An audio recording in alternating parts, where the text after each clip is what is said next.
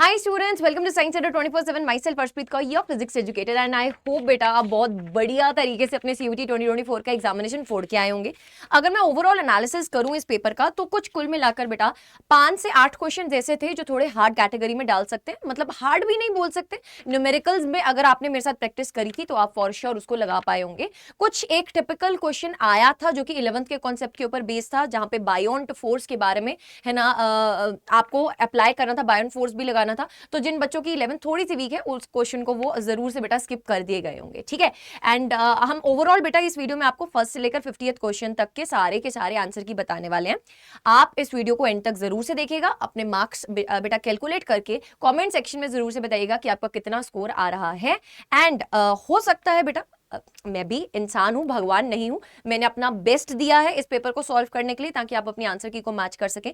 अगर आपको by chance ऐसा लगता है कि किसी क्वेश्चन में आपका आंसर मैच नहीं हो रहा है तो आप उसको एक बार क्रॉस वेरीफाई जरूर से कर लीजिएगा। एंड मेक श्योर दैट कि आप कमेंट सेक्शन में कमेंट करके जरूर से बता रहे हैं कि आपका कितना स्कोर बन रहा है। तो let us start with no more delays. In an electromagnetic wave the ratio of the energy densities of electric and magnetic field is. बेटा एनर्जी डेंसिटीज का रेशियो पूछा गया था, और आपको जो ब्रह्मास्त्र सेशन लिया था बेटा सीयूटी 2024 के लिए, जो हमने 6 आवर्स का मैराथन लिया था, उसमें जब इलेक्ट्रोमैग्नेटिक वेव्स पढ़ाया था तो आपको साफ साफ एक चीज बोली थी कि यार electromagnetic wave is like mummy, mummy के लिए दोनों बच्चे इक्वली प्यारे होते हैं। सो बेटा ये रेशियो 1:1 में आनी थी, ठीक है। सो 1:1 is the final answer for this. Second question में बेटा मैच द फॉलोइंग करना था। आपको ये चीज पता होनी चाहिए कि जो रेजिस्टेंस होती है वो फ्रीक्वेंसी डिपेंडेंट नहीं होती, यानी कि अगर फ्रीक्वेंसी चेंज हो रहा तो उससे रेजिस्टेंस में चेंज नहीं आएगा। तो बेटा अगर हम यहाँ पे सीधा सीधा मैच करते हैं opposition to the AC and frequency, बेटा जैसे जैसे फ्रीक्वेंसी बढ़ रही है ऑपोजिशन टू द एसी सिर्फ और सिर्फ बेटा किसके केस में डिपेंड नहीं करती फ्रीक्वेंसी पे, रेजिस्टेंस के केस में। बेटा A4 के साथ सिर्फ और सिर्फ एक ही ऑप्शन में मैच हो रहा था, that is option number B. I am hoping कि आपने इसको ध्यान से देख लिया था। ये फर्स्ट है, ये सेकंड है, ये थर्ड है और ये फोर्थ है, ठीक है। क्योंकि मैं जब सॉल्व करी थी ना तो मुझे ऐसा फील हुआ कि यहाँ पे फर्स्ट, सेकंड, थर्ड और फोर्थ, तो मैंने यहाँ पर सी ऑप्शन लिख दिया था। बट जब मैंने उसको दोबारा से क्रॉस चेक किया देन आई रियलाइज कि यार नहीं, ये तो बी ऑप्शन बनता है। सो आई एम होपिंग कि आपने यहाँ पर कुछ गड़बड़ ना की हो, OMR पर भी आप इसका बी ही मार्क करके आए हैं, ठीक है। नेक्स्ट आगे चलते हैं। Out of which of the following the correct arrangement of electromagnetic waves is? Electromagnetic waves का ऑर्डर बताना है आपको डिक्रीजिंग ऑर्डर ऑफ वेवलेंथ में। डिक्रीजिंग ऑर्डर ऑफ वेवलेंथ मतलब क्या होता है बेटा, बोलो। Decreasing order of the wavelength यानी कि सबसे लास्ट में हम कौन सा रख रहे होंगे बेटा, बताइए। सबसे लास्ट में हम कौन सा रख रहे होंगे बताइए। यहां पे आपको पता है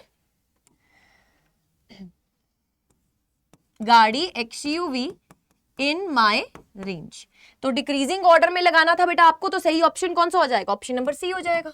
क्योंकि सबसे कम अगर हम वेवलेंथ देखें तो बेटा किसकी हो जाएगी, जो आपको 4 दे रखी थी एक्सरेज, उससे ज्यादा बेटा विजिबल की हो जाएगी, उससे ज्यादा बेटा किसकी हो जाएगी, इंफ्रारेड की हो जाएगी, उससे ज्यादा किसकी हो जाएगी, माइक्रोवेव की, और सबसे ज्यादा बेटा वेवलेंथ किसकी होती है, रेडियो वेव्स की होती है।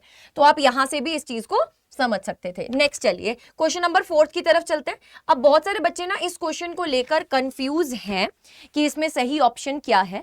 बट यहां पे ना बेटा जो ए का माइक्रोवेव्स की अगर हम बात करें, माइक्रोवेव्स के लिए फॉर श्योर ये सबको पता है that magnetron is the right answer. तो ए सेकंड के साथ मैच हो रहा था, फर्स्ट और फोर्थ एलिमिनेट हो जाता है। बेटा इंफ्रारेड अगर हम बात करें, इंफ्रारेड में बच्चों को कंफ्यूजन थी। इंफ्रारेड में बच्चों ने मार्क किया है first option, that is LC oscillator. But बेटा LC ऑसिलेटर का यूज होता है रेडियो वेव्स की प्रोडक्शन में। LC ऑसिलेटर का जो यूज होता है वो होता है रेडियो वेव्स की प्रोडक्शन में। तो बेटा डी का होना था फर्स्ट ऑप्शन, डी का होना था फर्स्ट ऑप्शन। तो कुल मिलाकर इसका ऑप्शन होना था बी, ठीक है। इसका आंसर आ जाना था बेटा B option. I hope you get it right, आपने इसको सही किया होगा। नेक्स्ट आगे चलते हैं। क्वेश्चन नंबर 5 में बोल रहे थे in the figure APB is the curved surface of the radius of curvature 10 centimetre separating air in a transparent material, mu is equals to 4/3. A point object O is placed in the air on the principal axis of the surface 20 centimeter from the P. The distance of the image from O image of O from the P will be. बेटा यहाँ पे formula लगना था mu2 upon V minus mu1 upon U is equals to mu2 minus mu1 upon r. अब एक चीज का ध्यान रखना था, जब मैंने आपको ये फॉर्मूला करवाया भी था, इवन बोर्ड एग्जाम्स में भी करवाया था, अगर आप मेरे साथ तब से पढ़ रहे हैं तो आपको ये चीज क्लियर होनी चाहिए थी कि यहाँ पे मैंने आपको बोला है सब चीजों को विद साइन सब्स्टिट्यूट करना है। और बेटा यहाँ पे रेडियस ऑफ कर्वेचर की वैल्यू देखें तो रेडियस ऑफ कर्वेचर भी नेगेटिव होगा और यू की वैल्यू भी नेगेटिव होगी। आपको μ2 की वैल्यू बेटा दे रखी थी 4/3, v की वैल्यू आपको निकालनी थी, μ1 की वैल्यू आपको 1 दे रखी थी। ऑन सॉल्विंग बेटा आपके पास ए ऑप्शन आना चाहिए इसका सही आंसर, ठीक है।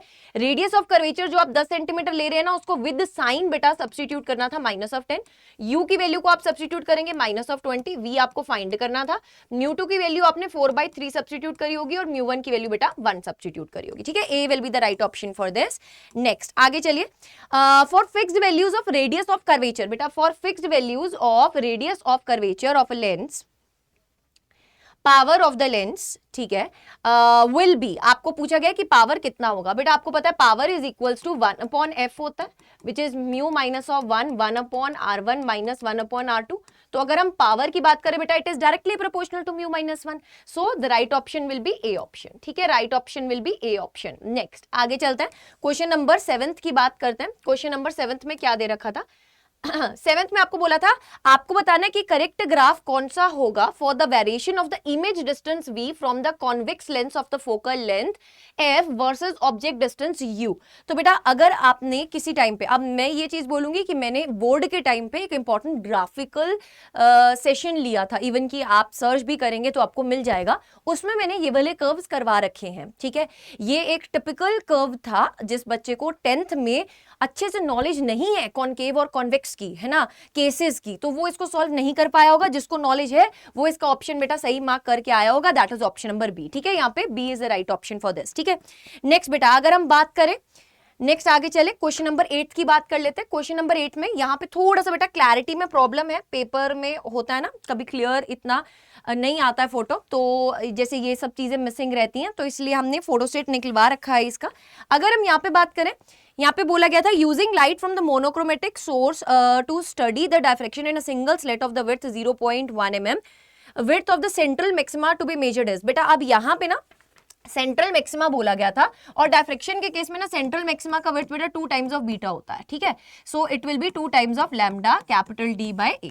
आपको यहाँ से वेवलेंथ फाइंड करना था, इसकी वैल्यू आपको गिवन थी, कैपिटल डी गिवन था, ए की वैल्यू आपको गिवन थी, विड्थ आपको सिंगल स्लिट की 0.1 mm गिवन थी, ठीक है। बेटा सब चीजों को सॉल्व करेंगे, आपके पास जो सही आंसर आ जाना था that was C option, 5 × 10⁻⁻⁷ metres. बेटा मैं इसलिए सॉल्व नहीं करवा रही हूँ क्योंकि मुझे पता है तुम इस टाइम पर सिर्फ वेरीफाई करना चाहते हो आंसर्स को बिल्कुल शॉर्ट टाइम ड्यूरेशन में, तो कोशिश कर रहे हैं जल्दी से जल्दी बेटा आपके लिए यहाँ पर सारे सोल्यूशंस आपके सामने आ जाए। नेक्स्ट आगे चलिए, radiation of the frequency 2μ0 is incident on a metal with the threshold frequency μ0, the correct statement for the following is.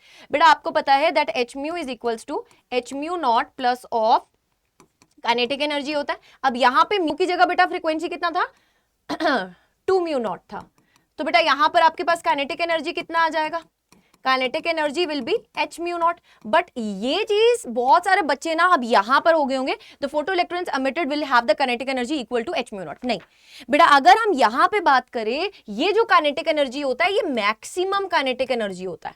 बोलो ये जो काइनेटिक एनर्जी होता है ये मैक्सिमम काइनेटिक एनर्जी होता है, तो बेटा right option will be C, right option will be C, that is maximum kinetic energy of photo electrons can be hμ0, ठीक है जी। सारे बेटा सेम एनर्जी के नहीं आते हैं, ठीक है, सारे सेम एनर्जी के नहीं आते हैं।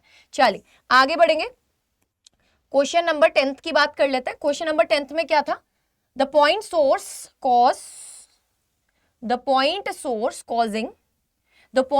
causing photoelectric emission from a metallic plate is moved away from the plate। बेटा एक ऐसा सोर्स जो फोटोइलेक्ट्रिक इफेक्ट को रिजल्ट करवा रहा है, यानी कि उस लाइट में बेटा फोटोन्स होंगे, जितने नंबर ऑफ फोटोन ज्यादा होते हैं, नंबर ऑफ फोटो इलेक्ट्रॉन ज्यादा होते हैं, उतना ही करंट ज्यादा बनता है। बट यहाँ पे अगर हम बात करें इस पर्टिकुलर केस में बेटा आपको बोला जा रहा था कि the point source causing photoelectric emission from the metal is moved away. बेटा मूव्ड अवे तो करंट की वैल्यू कम हो जाएगी, बोलो current will decrease, current will decrease, yes और नो। तो बेटा फोटो इलेक्ट्रिक इफेक्ट बेटा जो है आपके पास करंट जो है वो डिक्रीज करेगा जैसे जैसे डिस्टेंस बढ़ता जाएगा। क्यों? क्योंकि उस केस में बेटा नंबर ऑफ जो फोटोन्स हैं वो falling, that will be decreasing. तो बेटा आपके पास 1 to 1 जो कोलिजन होती है, जो एक फोटोन जाता है एक इलेक्ट्रॉन को लेकर, एक इलेक्ट्रॉन को लेकर अमिट होता है तो बेटा उसकी वैल्यू क्या हो जाएगी, ड्रॉप हो जाएगी, बिकॉज जैसे जैसे सोर्स दूर जाता जाएगा नंबर ऑफ फोटॉन्स रिड्यूस होते जाएंगे, नंबर ऑफ फोटो इलेक्ट्रॉन्स कम होता जाएगा और करंट की वैल्यू डिक्रीज होती जाएगी। तो C was the right option for this. Next आगे चलिए, एक प्रोटॉन है उसको एक्सेलरेट किया गया through the potential difference V has de Broglie wavelength lambda on doubling the accelerating potential de Broglie wavelength है। बेटा lambda is inversely proportional to under root of V। अब अगर इसको डबल कर दिया है तो बेटा वेवलेंथ क्या होगा, बोलो वेवलेंथ क्या हो जाएगा, शाबाश, वेवलेंथ विल बी, अगर ये वाले फैक्टर को हम डिनोमिनेटर को इंक्रीज कर रहे हैं तो वेवलेंथ बेटा डिक्रीज हो जाएगा, so D will be the right option, decreases आ जाएगा। बोलिए 11th का बेटा D will be the right option. Next आगे चलिए, the kinetic energy of an electron in a ground level, ये मैंने आपको बताया था बेटा, इवन की जो येस्टरडे का सेशन था उसमें ही हमने आपको इससे मिलता जुलता एक क्वेश्चन करवाया था काइनेटिक एनर्जी का। मैंने तुमको बोला था जितना तुम्हारे पास काइनेटिक एनर्जी का वैल्यू दिया होता है total energy magnitude wise same होती है, बस एक नेगेटिव का साइन आ जाता है। पोटेंशियल एनर्जी में बेटा आपको एक नेगेटिव के साइन के साथ उसको 2 टाइम्स करना होता है। तो पहले क्या पूछा गया था बेटा आपके पास, पहले पूछा गया था पोटेंशियल एनर्जी 2 टाइम्स नेगेटिव में होती है और काइनेटिक एनर्जी सिंपली बेटा अगर के थी तो टोटल एनर्जी माइनस ऑफ के हो जाएगी, तो A option will be correct. ठीक है, A option will be correct for this. Next आगे आ जाइए, 2 न्यूक्लियाई हैं जिनका mass number A and B respectively है, the density is in the ratio of बेटा 1:1। देखो अब ये फ्री के 5 नंबर हैं, ठीक है, ये फ्री के 5 नंबर है। बेटा डेंसिटी कितनी बार आपको बताया ना, कल भी आपको क्वेश्चन करवाया था उसमें भी ये चीज बताई थी कि डेंसिटी जो रहती है वो मास इंडिपेंडेंट हो जाती है, डेंसिटी रिमेन्स कांस्टेंट। ये असर्शन रीजन की फॉर्म में हमने किया था, ठीक है, असर्शन रीजन की फॉर्म में हमने किया था। नेक्स्ट आ जाइए बेटा, क्वेश्चन नंबर 14 की तरफ चलेंगे। 14 क्या है, the shortest wavelength emitted in the hydrogen spectrum corresponding to the different spectral lines as बेटा Buffon, Brackett, Balmer, Lyman। और ये भी मैंने तुम्हें करवाया था कल, ये भी कल वाली क्लास का कॉन्सेप्ट है बेटा, बिल्कुल डिट्टो सेम, येस्टरडे करवाया था। वहां पे आपको नंबर्स की फॉर्म में था, n is equals to 2 to n is equals to 1। वहां पे मैंने तुम्हें बोला था लाइमन, बामर, पास्चन, ब्रैकेट, पफन, बेटा जैसे जैसे बढ़ती जाती है सीरीज उसमें वेवलेंथ भी बढ़ती जाती है। तो सबसे लीस्ट बेटा आपको वेवलेंथ किस में मिलती है, लाइमन में मिलती है। तो अगर इसका सही ऑर्डर देखेंगे तो ऑप्शन नंबर क्या बन जाएगा बेटा, बी ऑप्शन बन जाएगा। आपको इसको कैसे अरेंज करना था, डिक्रीजिंग ऑर्डर में अरेंज करना था। तो डिक्रीजिंग ऑर्डर में बेटा सबसे कम वेवलेंथ किसकी है, लाइमन की है, लाइमन की है, तो इसका आ जाएगा बी ऑप्शन सही जवाब। नेक्स्ट आगे आ जाइए, नेक्स्ट था silicon can be doped using one of the following dopants. ठीक है, सिलिकॉन को इनमें से किसी भी एक डोपेंट्स के साथ हम डोप कर सकते हैं एन टाइप सेमीकंडक्टर बनाने के लिए। एन टाइप सेमीकंडक्टर, नानी पापा अंशु सब बिंदास, नानी पापा अंशु सब बिंदास, यानी कि फास्फोरस एंड आर्सेनिक आना था बेटा। A will be the right option, A will be the right option। आगे चलिए बेटा, given below are the V versus I graph for the PN junctions। आपको बोला गया है PN junction diode, PN junction diode के लिए कौन सा कर्व सही हो जाएगा बेटा, this will be the right option। ठीक है, this will be the right option, ये PN junction का आ जाएगा। Zener diode का कौन सा आ जाएगा, ब्रेक डाउन होता है एक पर्टिकुलर पॉइंट पे, तो यही देख लेते ना, PN junction बेटा D है, PN junction D है, तो A was the right option। ये किसका था आपका, एलईडी का, नहीं ये होता है फोटो डायोड का। ठीक है, फोटो डायोड का, एलईडी का होता है फर्स्ट क्वाड्रेंट में, और बेटा सोलर सेल आपको बताया था कि फोर्थ क्वाड्रेंट में होता है। ठीक है, सोलर सेल आपको बताया था फोर्थ क्वाड्रेंट में होता है। चलिए आगे बढ़ेंगे, नेक्स्ट क्वेश्चन नंबर 17। बेटा एक वायर है जो कैरी कर रही है current I, is bent in the form of like this, is placed in a uniform magnetic field. आप बहुत सारे बच्चे ना कंफ्यूज हो गए होंगे कि मैम क्या इस केस में सिर्फ यही कंट्रीब्यूट करेगा, नहीं बेटा, यहां पे कौन सा कॉन्सेप्ट था, force is equals to B into I into L into sine of theta वाला कॉन्सेप्ट था। ठीक है, जब हम किसी करंट कैरिंग वायर को, कंडक्टिंग वायर को हम मैग्नेटिक फील्ड में रख देते हैं तो क्या होता है, बोलो क्या होता है उस केस में, उस केस में उसके ऊपर एक फोर्स लगने लगता है। तो बेटा अगर हम इस केस में बात करें, फोर्स का जब आप यहां पर फॉर्मूला लगाएंगे, फोर्स का जब आप फॉर्मूला लगाएंगे B into I into L sine of theta, बेटा ये तो आ जाएगा साइन ऑफ 90, तो इसकी वैल्यू हो जाएगी 1। Force is equals to B into I, L की जगह क्या आ जाएगा बेटा, एल इफेक्टिव क्या हो जाएगा, ये आर है, ये 2 टाइम्स ऑफ आर है, और ये आर है, तो एल इफेक्टिव क्या हो जाएगा बेटा आपके पास, टोटल लेंथ कितना हो जाएगा, बोलिए टोटल लेंथ कितना हो जाएगा बेटा आपके पास, it will be 4, it will be 4R। तो A was the right option। ठीक है, A was the right option। चलिए चलिए ठीक है जी, I hope the things are crystal clear to all of you. एक बार इसको वेरीफाई कर लेते हैं। देखना, सुनना मेरी बात बेटा, मैग्नेटिक फील्ड आउटवर्ड आ रही थी, करंट इस डायरेक्शन में जा रहा है, तो बेटा फोर्स भी कैसे आ रहा है, वर्टिकली डाउनवर्ड आ रहा है। So A is the right option for this. आगे चलिए नेक्स्ट, द रिफ्रैक्टिव इंडेक्स, बहुत सरल जवाब, बहुत सरल question. The refractive index of the material of an equilateral prism is √2। The angle of minimum deviation of the prism is, बेटा mu is equals to sine of minimum deviation plus a divided by 2 divided by sine of a by 2। बेटा equilateral prism में a की value 60 degree थी, minimum deviation आपको find करना था, mu की value आपको √2 गिवन थी। बेटा ऑन सॉल्विंग आपके पास 30 डिग्री आया होगा, 30 डिग्री आया होगा। ये बच्चे ने कैसे 75 डिग्री लिख दिया, आई डोंट नो, बट बेटा बिल्कुल सिंपल है, सॉल्व करके आपके पास 30 डिग्री आ जाएगा सही आंसर। ठीक है जी, यहां तक आई होप बेटा आपके जो सारे क्वेश्चंस हैं वो सही हो गए होंगे। ठीक है, नेक्स्ट आगे चलें, क्योंकि जहां तक मुझे याद है बेटा जब मैंने सॉल्व किया था, यहाँ पे जब आप इसको सॉल्व करते हो यहाँ पे साइन ऑफ 60 डिवाइडेड बाय 2 आ जाता है, यानी कि साइन ऑफ 30 आ जाता है। साइन ऑफ 30 1/2 होता है, 1/2 जब उधर जाएगा, ये √2 है तो 1/2 √2 कट जाएगा, 1/√2 आ जाएगा। यहाँ पे साइन ऑफ 45 से बेटा इसको कंपेयर करना था। ठीक है जी, साइन ऑफ 45 से बेटा इसको कंपेयर करना था। आगे बढ़ेंगे नेक्स्ट क्वेश्चन की तरफ चलिए, question number 19। The transfer of integral number of dash is the evidence of quantization, बेटा electron, integral number of electron। ठीक है, next, when a slab of insulating material 4 mm thickness is introduced between the plates of a parallel plate capacitor of separation 4 mm, it is found that the distance between the plate has to be increased by 3.2 mm to restore the capacity of the original value। ये जितने भी बच्चे मेरे से जुनून batch में पढ़े हैं, जितने भी बच्चे मेरे से जुनून बैच में पढ़े हैं, उनको ये वाला क्वेश्चन मैंने सॉल्व करवा रखा है, सिमिलर टाइप का, जिसमें हम कैपेसिटेंस को बेटा कंपेयर करते हैं, है ना। हमने डी थिकनेस को बढ़ा दिया है, ये नीट का एक तरह का प्रीवियस ईयर क्वेश्चन आप बोल सकते हैं। इसमें बेटा इनिशियल वैल्यू आपको कैपेसिटेंस दे रखा था 4 mm का जो स्लैब है वो इंसर्ट किया गया, सेपरेशन ये T = D वाला केस था।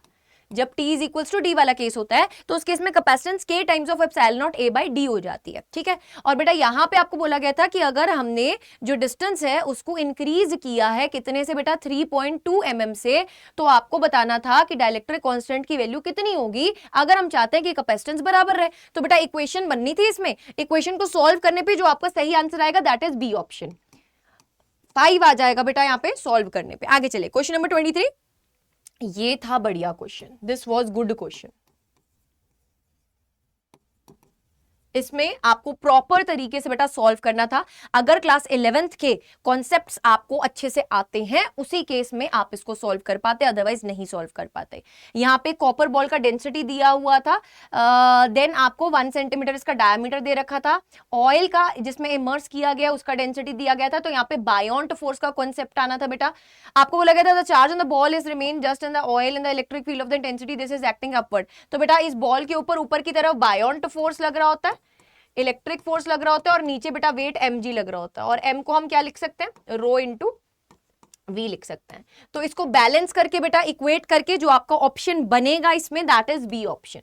ठीक है, इसमें बैलेंस कर लेना था। तो यहां से बेटा आपको फोर्स को आप चार्ज इंटू इलेक्ट्रिक फील्ड लिख सकते हैं, तो यहां से आपको चार्ज की वैल्यू निकाली थी, बी ऑप्शन बनेगा बेटा। इसमें आप सॉल्व करके देख लीजिएगा, वैसे अदरवाइज जरूरत नहीं है, क्योंकि मुझे ऐसा लगता है कि काफी सारे बच्चों ने इसको स्किप करा होगा।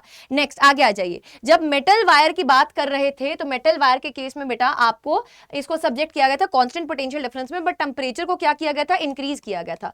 बेटा जब हम टेम्परेचर को इंक्रीज करते हैं ना, when we increase the temperature, तो बेटा मेटल के केस में रेजिस्टेंस एंड रेजिस्टिविटी की वैल्यू क्या हो जाती है, इंक्रीज हो जाती है। तो बेटा उस केस में करंट की वैल्यू क्या हो जाएगी, डिक्रीज हो जाएगी। अब करंट किसकी वजह से होता है बेटा, ड्रिफ्ट और थर्मल में से अगर मैं तुमसे बोलूं तो करंट ड्रिफ्ट की वजह से होता है। तो बेटा करंट की वैल्यू ओवरऑल कम हो जाएगी, बट जो thermal velocity of the electrons है बेटा वो इंक्रीज हो जाएगी, क्योंकि टेम्परेचर के कारण रेंडमनेस आती है। तो यहाँ पे D option was the right answer, D was the right option. बेटा ये सिंपल था, ये बहुत सिंपल था। 4 और 4 सीरीज में 8, 8 और 8 पैरेलल में बेटा, 8 और 8 पैरेलल में 4। ठीक है, 8 डिवाइडेड बाय 2 4, फिर इनका कॉम्बिनेशन 4, ये 4 और ये 4, 4 4 और 4 बेटा 12, 12 12 और 12 जब पैरेलल में सॉल्व करोगे तो 6, फिर 6 6 और 6 सीरीज में बेटा कितने आ जाएंगे, 18। तो 18 ओम, यानी कि बी ऑप्शन वाज राइट। ठीक है, B option was right in this particular case. Next आगे आ जाइए, अरे अरे अरे अरे अरे,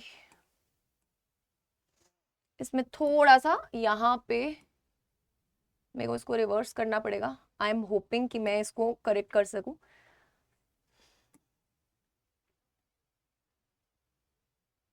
हाँ हो गया। चलिए 24th की बात कर लेते हैं। 24th में क्या था देख लेते हैं बेटा एक बार। चलिए बेटा, a cell of EMF 1.1 and the internal resistance of 0.5 ohm is connected to a wire of resistance 0.5. Another cell is in the same EMF is now connected to a series with the intention of increasing the current, but the current in the wire remains the same. The internal resistance of the second cell is, आपको internal resistance बताना था second cell का क्या होगा बेटा। दोनों के case में करंट को क्या करना था, इक्वेट करना था। दोनों के केस में करंट को क्या करना था, इक्वेट करना था, क्योंकि हम चाहते हैं कि करंट क्या रहे, सेम रहे। करंट क्या होता है बेटा आपके पास, EMF divided by total resistance internal plus of external. बेटा ईएमएफ तो बराबर ही है सेल का। अब यहाँ पे आपको बोला गया था एक अनदर सेल कनेक्ट किया गया है जिसका ईएमएफ तो सेम ही है, बट हम चाहते थे इंक्रीज करना करंट को। इस इंटेंशन से हमने इसको कनेक्ट किया था। तो बेटा अगर हम यहाँ पे बात करें आपसे, इस केस में आपको निकालना है इस सेल का इंटरनल रेजिस्टेंस। तो बेटा आर इसका 1 था, तो ये R1 plus R2 plus of R हो जाएगा। तो यहां से इक्वेट करके आप R2 की वैल्यू को निकाल पाएंगे।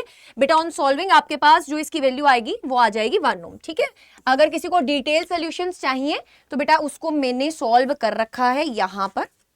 ठीक है, मैं आपको दिखा देती हूँ, बट मैं आपको उसी सोल्यूशंस के साथ दिखा देती हूँ। आज मैम के पेन है ना, ये निब का ये स्यापा पड़ गया यार। ये देखो, ये कंप्लीट बेटा आपके लिए यहाँ पे सारा सोल्यूशंस मैम ने किए हैं, तभी आपको ये आंसर्स वेरीफाई करवा रहे हैं, ऐसे नहीं करवा रहे हैं। ठीक है, अगर किसी को डिटेल सोल्यूशन चाहिए तो आप पूछ सकते हैं, बट मुझे पता है इस टाइम पर सिर्फ आंसर की आपके लिए मैटर करता होगा।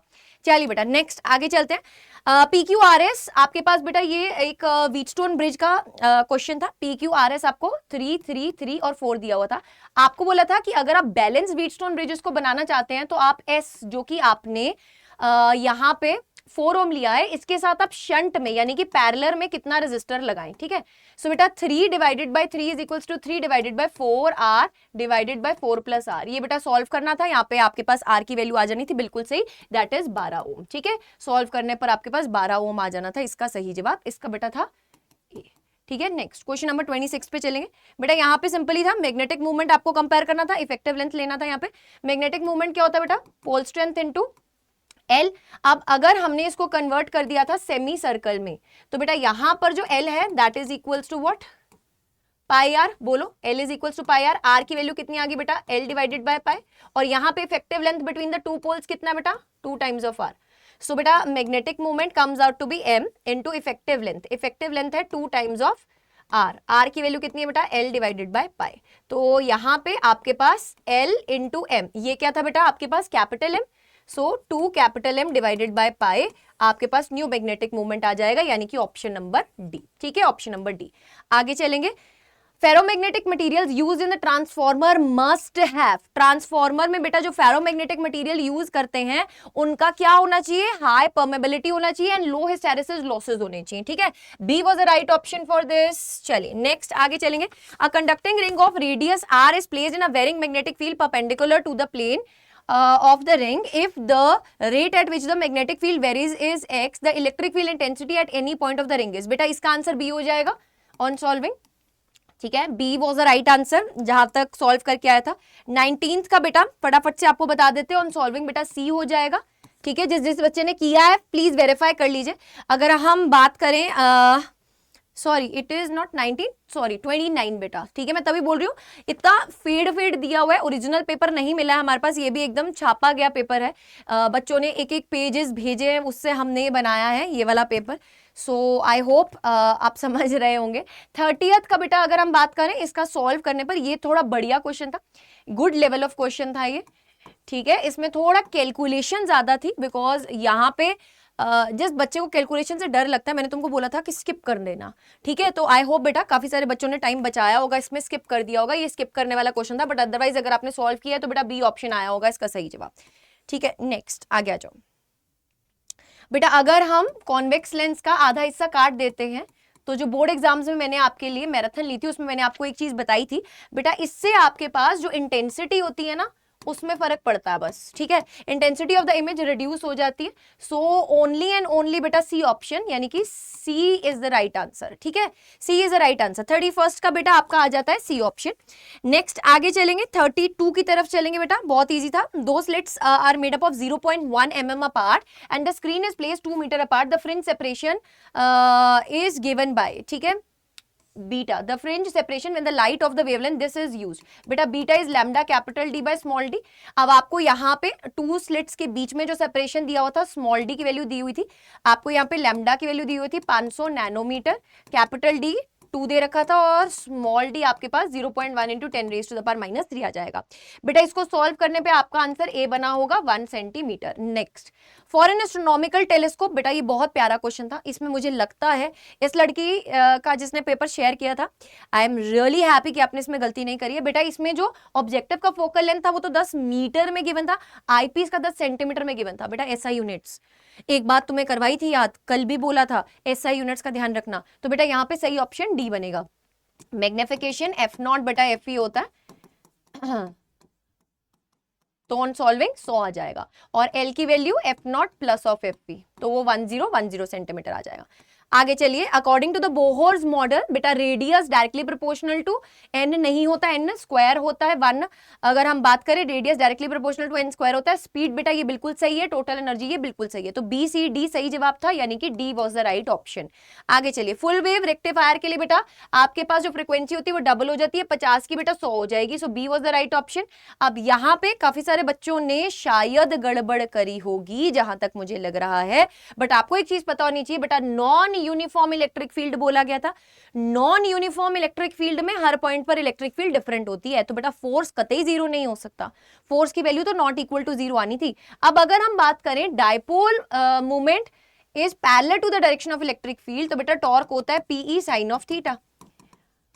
अब यहां पे साइन ऑफ जीरो आ गया तो इसलिए टॉर्क जीरो हो जाएगा, ठीक है। सो बेटा force is not equal to zero but torque is equal to zero, तो इस लड़की ने तो ये सही लगा के गलत कर दिया है, बट आई एम होपिंग बेटा आपका सही आंसर आ गया होगा, B was the right option, B was the right option for this. Next चलते हैं बेटा क्वेश्चन नंबर 36 की तरफ। 36 में क्या था, वेरी इजी बेटा, आपको पता है जब यहाँ पे पॉजिटिव है यहाँ पे नेगेटिव है, अंदर इलेक्ट्रिक फील्ड बेटा सिग्मा बटा एप्सिलॉन नॉट होती है, यहाँ पे इलेक्ट्रिक फील्ड जीरो, यहाँ पे इलेक्ट्रिक फील्ड जीरो। बेटा जहाँ पे इलेक्ट्रिक फील्ड जीरो है वहाँ पे फोर्स भी जीरो होगा। इंटरमीडिएट रीजन की बात करें, अगर इंटरमीडिएट रीजन की अगर हम बात करें, यहाँ पे इलेक्ट्रिक फील्ड जीरो नहीं है तो फोर्स भी जीरो नहीं होगा, तो बेटा इसका सही ऑप्शन क्या हो जाना था, बी ऑप्शन।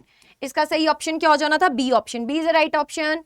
नेक्स्ट बेटा 38 का, आपको पता है रेशियो किस में आती है बेटा, Q1/Q2 R1/R2 की रेशियो में आती है, बिकॉज यहाँ पे हम क्या करते हैं बेटा, पोटेंशियल बराबर कर देते हैं, ठीक है, पोटेंशियल को बराबर कर देते हैं। नेक्स्ट, ये बहुत इजी था, ये सिंपल कूलम फोर्स का फॉर्मूला था, दो चार्जेस थे separated by some small distance in vacuum थे, एक दूसरे के ऊपर फोर्स एक्सर्ट कर रहे हैं F, ठीक है। Now each one of the charges double, बेटा चार्ज को क्या कर दिया, अगर डबल कर दिएगा उस टाइम पर आप बताइए कि डिस्टेंस कितना करना पड़े अगर हम फोर्स को अनचेंज रखना चाहते हैं। बेटा चार्ज को अगर डबल कर दिया तो ऊपर 2 × 2 यानी कि 4 का फैक्टर, तो बेटा डिस्टेंस को भी क्या करना पड़ेगा, बोलो डबल करना पड़ेगा, तभी तो नीचे 4 का फैक्टर आएगा और 4 से 4 कटेगा, सो बेटा option number B is right, ठीक है, option number B is right. अच्छा चलिए, इस केस में अगर हम बात करें, ये भी बहुत प्यारा क्वेश्चन था, मुश्किल बिल्कुल नहीं था। इसमें आपको सिंपली क्या करना था बेटा, चार्ज को इक्वेट करना था, तो Q1 = Q2 C1 V1 + C2 V2 करना था। वहां से बेटा आपके पास रेशो आ जाएगी V1/V2 की, क्योंकि C1 और C2 की वैल्यूज वहां पे गिवन थी, V1/V2 आ जाएगा। ओके, अब अगर हम एनर्जी की बात करें तो हाफ CV1 का square divided by half CV2 का स्क्वायर। बेटा वहां से आपको C1 C2 पता था, V1 V2 ऑलरेडी आप रेशो 3/2 ले लेते हैं, जब आप सॉल्व करते हैं तो V1 और V2 U1 और U2 की रेशो बराबर आती है, दैट इज 3/2, ठीक है, 3/2, A is the right option for this. Next आगे चलेंगे, क्वेश्चन नंबर 41 की बात करते हैं। बेटा यहाँ पे आप टोटल करंट निकाल लीजिए, पहले ये पैरेलल में सॉल्व कर लो, ये इसके साथ सीरीज में हो जाएगा, तो ये हो जाएगा 200 / 2, तो यानी कि 100 प्लस आप ये वाला 100 करोगे तो 200। बेटा करंट क्या होता है, V divided by R, 200 divided by 20 divided by 200, सो ये आ जाएगा 1/10। करंट टोटल आ चुका है, आपके पास रेजिस्टेंसेस पता है, इसके अक्रॉस बेटा आप वोल्टेज सॉल्व करेंगे तो 10 वोल्ट आंसर आ जाएगा, ठीक है। C was the right option, C was the right option, है ना, हाँ जी, C is the right option. Next आगे चलेंगे। अरे अरे अरे अरे अरे लड़की क्या कर दिया, ये सही जवाब किया होगा तो सही होगा, अदरवाइज गलत होगा। बहुत इजी था। The current through a 4/3 external resistance connected to a parallel combination of two cells, this and this internal resistance is this, fill in the blanks with the correct answer. बेटा आपके पास यहाँ पे current क्या होता है, E equivalent divided by R equivalent plus of capital R, equivalent E1 R2 plus E2 R1 divided by R1 plus of R2। Denominator में बेटा parallel था, पैरेलल में क्या होता है R1 R2 divided by R1 plus R2 plus of external resistance. बेटा solve करोगे आपके पास करंट की वैल्यू आएगी 5/6। D option was right. ठीक है, 43 में भी बेटा सॉल्विंग पे बहुत इजी था, सॉल्व करोगे सी ऑप्शन बन जाएगा। वैसे भी आपको ये चीज पता होनी चाहिए, जब तक मटेरियल सेम है तो रेजिस्टिविटी तो बेटा डिफरेंट हो नहीं सकती, तो आपने ए और बी को तो एलिमिनेट कर दिया होगा। अगर आपने स्मार्ट वर्क किया होता तो आपको बेटा सिंपल रेजिस्टेंस निकालने पर ही आंसर पता चल गया होता।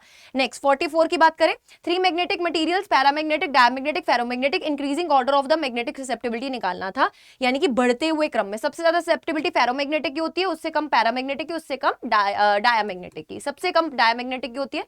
Sorry, C is the right option. ठीक है, ये आपके पास 1 2 3, हाँ C is the right option बेटा, सी आ जाएगा इसका 44 का। 45 का क्या कर दिया बेटा, यहां पे पूछा गया था दो infinite long straight parallel conductors हैं carrying current I1 and I2 held at a distance of d apart, the force F on the length L of one of the conductor due to the other is, the force F on the length L, force पर unit length की बात करी गई थी यहां पे, कि force की बात करी गई थी, फोर्स की बात करी गई थी। The force F on the length L, बेटा F क्या होता है, μ1 I1 I2 divided by 2πd into L। तो बेटा I1 और I2 के भी डायरेक्टली डिपेंडेंट और L के भी डायरेक्टली डिपेंडेंट है, तो C was the right option for this. C आ जाएगा बेटा इसका सही जवाब 45 का। नेक्स्ट 46 पे चलेंगे, बहुत प्यारा क्वेश्चन था, वेरी इजी क्वेश्चन। मैग्नेटिज्म और करंट इलेक्ट्रिसिटी को मिक्स किया गया क्वेश्चन था। बेटा अगर आप ध्यान से देखें 3I करंट आ रहा था यहां से टोटल, अगर इधर रेजिस्टेंस आ रहा है इधर 2R है, तो बेटा कम रेजिस्टेंस से ज्यादा करंट जाएगा, इसमें से 2 गुना करंट गया तो इसमें से 1 गुना करंट गया। यहां पे आपको पूछा गया है कि सेंटर पर मैग्नेटिक फील्ड कितनी होगी। बेटा आपको पता है कि ये वाला पोर्शन और ये वाला पोर्शन तो मैग्नेटिक फील्ड का कंट्रीब्यूट नहीं करेगा सेंटर पे, क्योंकि उस केस में एंगल कितना आ जाता है, बोलो बायो-सेवर्ट्स लॉ के अकॉर्डिंगली अगर सॉल्व करोगे तो साइन ऑफ 0 आ जाता है। बट आपके पास ये वाला फैक्टर जो कंट्रीब्यूट करेगा वो होगा सेमी सर्कल के लिए बेटा आपके पास μ0I डिवाइडेड बाय 2R। ठीक है, और अगर हम इसको ले रहे हैं बेटा, इसके कारण मैग्नेटिक फील्ड आ रही थी इनवर्ट, और इसके कारण बेटा वैल्यू आती है μ0 2I डिवाइडेड बाय 2R। बेटा इसकी कंट्रीब्यूशन ज्यादा है, दोनों को माइनस करोगे μ0I डिवाइडेड बाय चलिए एक बार रुकिए 4πR इंटू पाई, तो बेटा 4R आएगा, सॉरी 4R आएगा नीचे। ठीक है, 4R आ जाएगा। ठीक है, क्योंकि पाई एंगल सबटेंडेड द सेंटर, इस केस में पाई है ना, तो μ0I डिवाइडेड बाय 4R बेटा इन दोनों को सब्ट्रैक्ट करके आएगा। और अगर हम कंट्रीब्यूशन देखें 2I की वजह से ज्यादा रहती है, तो इसकी वजह से मैग्नेटिक फील्ड कैसे आ रही है, आउट ऑफ द प्लेन आ रही है, तो A was the right option. A was the right option for this. Next चलिए क्वेश्चन नंबर 47 पे चलिए। बेटा 47 में सिंपल था, टॉर्क की वैल्यू आपको पता है MB साइन थीटा होती है। M को आप क्या लिख सकते हैं, I into A, B sine theta. Current आपको गिवन था 10 एम्पियर, एरिया आपके पास बेटा 1 सेंटीमीटर साइड था, तो स्क्वायर का एरिया साइड इंटू साइड होता है, तो 10 रेज़ टू द पावर -4 आ जाएगा बेटा, सेंटीमीटर को मीटर्स में कन्वर्ट करेंगे। मैग्नेटिक फील्ड 0.2 थी और एंगल कितना दे रखा था बेटा, देखना यहाँ पे काफी सारे बच्चों को कंफ्यूजन आया होगा, उन्होंने 0 मार्क कर दिया होगा। बार बार मैं तुमको एक चीज बोलती हूँ कि बेटा ये जो एंगल होता है, ये एंगल होता है एरिया वेक्टर और मैग्नेटिक फील्ड के बीच का। बार बार बोलती थी ना, एरिया वेक्टर और मैग्नेटिक फील्ड के बीच का एंगल होता है बेटा। यहाँ पे magnetic field parallel to the plane of the loop दी गई है, यानी कि अगर लूप था तो इसके पैरेलल मैग्नेटिक फील्ड दे रखी है, तो एरिया वेक्टर तो इसके परपेंडिकुलर होगा ना, यानी कि ये साइन ऑफ 90 डिग्री वाला केस जाना था। और बेटा इसमें सॉल्व करने पर जो आपका आंसर बनता है that is option number B बनता है बेटा, सॉल्व करने पर। ठीक है, बी बनता है। नेक्स्ट आगे आ जाइए 48 में, in an AC circuit the current leads the voltage by π/2। बेटा करंट कब लीड करता है, कैपेसिटर के केस में, pure capacitor. D is the right option, D is the right option. Next आगे आ जाइए इस केस में बेटा आप अगर म्यूचुअल इंडक्टेंस को सॉल्व करेंगे तो आपके पास आंसर यहाँ पे 1.5 हेनरी बन जाएगा। In a pair of adjacent coils for a change in current in the coil is this. बेटा मैग्नेटिक फ्लक्स आपको ये दे रखी थी, आपको पता है कि आप ईएमएफ को बेटा d phi by d t भी लिख सकते हो और आप ईएमएफ को M d I by d t भी लिख सकते हैं। बेटा dt से dt कट जाएगा, डी फाई की वैल्यू आपको ये सब्स्टिट्यूट करनी थी, m की वैल्यू निकालनी थी, di की वैल्यू बेटा 10 एम्पियर सब्स्टिट्यूट करनी थी, सी ऑप्शन आ जाना था लास्ट। बेटा इस केस में एरिया बढ़ रहा है, जो बढ़ रहा है लेंज लॉ कहता है उसको बढ़ने नहीं देना, तो बेटा हम इसके नेगेटिव, अगर मैग्नेटिक फील्ड यहाँ पे इन्वर्ट जा रही थी तो इसको अपोज करते हुए मैग्नेटिक फील्ड लगाएंगे, तो बेटा आपके पास जो करंट इसमें इंड्यूस होगा वो होगा एंटी क्लॉकवाइज, इसमें इंड्यूस होगा एंटी क्लॉकवाइज। सिमिलरली अगर हम इसमें बात करें, यहाँ पे कम हो रहा था एरिया, तो बेटा हम इसको सपोर्ट करेंगे, तो आउटवर्ड मैग्नेटिक फील्ड में हम भी आउटवर्ड मैग्नेटिक फील्ड लगाएंगे और करंट बेटा कैसे आएगा, इसमें भी एंटी क्लॉकवाइज आ जाएगा। So B is the right option, B है इसका सही जवाब। सो इसी के साथ बेटा हमारा पेपर एनालिसिस होता है finish. So I am hoping कि आपने अपने आंसर्स को मैच कर लिया है। Do comment in the comment section बेटा कि आपका कितना स्कोर बन रहा है। Wish you good luck. Don't forget to बेटा टेक्स्ट मी, है ना, मेल मी, बिकॉज बहुत मैटर करता है मेरे लिए आपका मेल, आपका फीडबैक कि आपका पेपर कैसा रहा। तो do drop a mail at my official email ID arshpreet.singh@247.com। Wish you good luck बेटा for your future endeavours. And जैसा भी पेपर हुआ है अब उससे आगे बढ़ जाइए। दिल्ली वाले बच्चों के लिए अभी 4 पेपर और बाकी हैं 29 को। बाय दैट टाइम बेटा stay tuned on this channel, don't forget us. I hope हमने आपको कहीं ना कहीं आपकी जर्नी में हेल्प किया है और आप सिलेक्शन लेकर आने वाले हैं अडर 24/7 के ऑफिस में। Stay tuned.